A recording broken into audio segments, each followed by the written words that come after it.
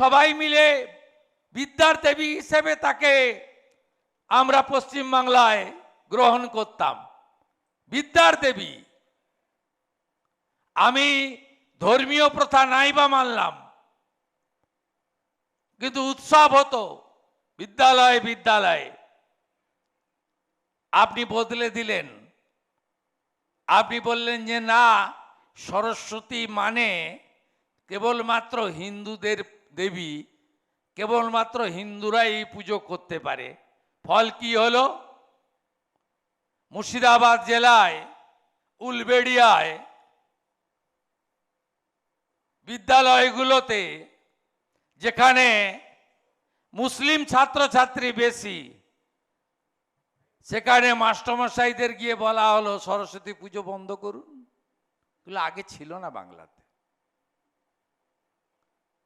আমরা বিভাজন করি না, আপনারাই বিভাজনের রাজনীতি করেছেন। তাই হরিণঘাটার নগর উখড়ায় আপনার বিগত সরকারের একজন নেতা আল আমিন মন্ডল, তিনি নগর উখড়ায় গিয়ে হেডমাস্টারকে বলেন 17টা হিন্দু বাচ্চা পড়ে, কেন আপনি এখানে সরস্বতী পুজো করবেন? তা আমাদের এলাকা। যোগমায়া দেবী কলেজের স্টুডেন্টকে হাইকোর্টে গিয়ে সরস্বতী পুজোর পারমিশন নিতে হয়।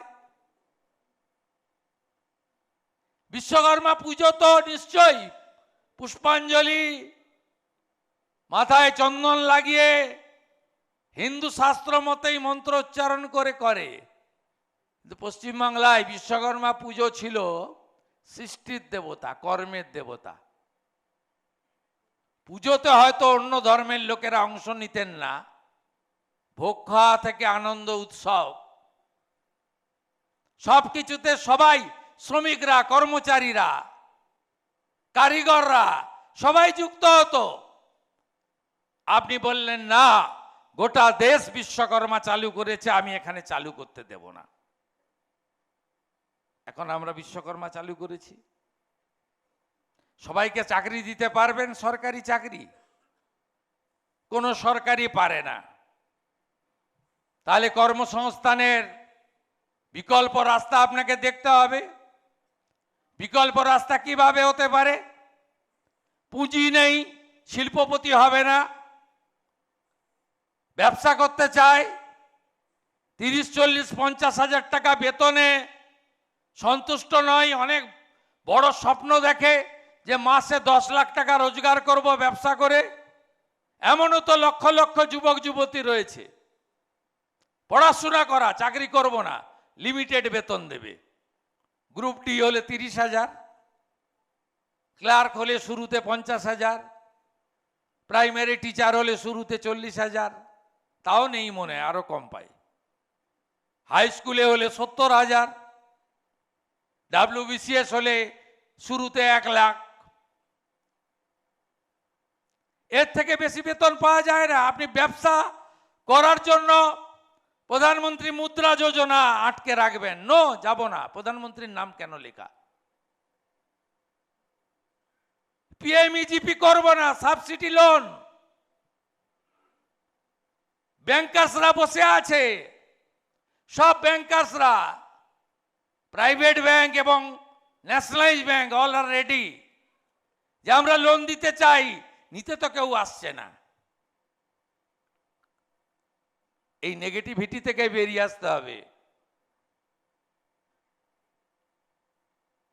সরকারি কর্মসংস্থান কিভাবে পলিউটেড করেছেন?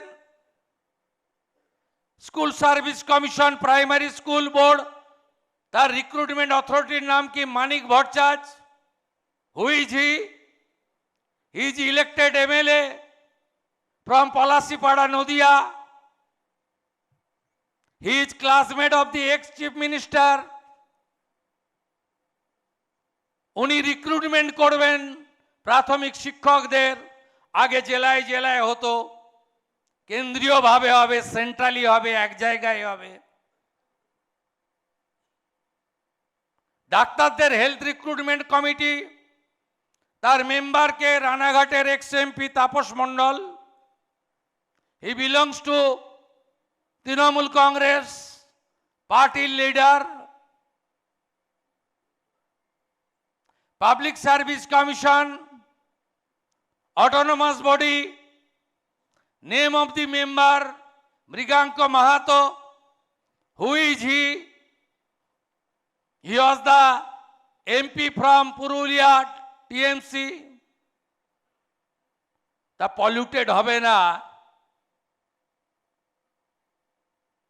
অন্য কিছু তো সুযোগ নেই, পলিউটেড তো হবেই।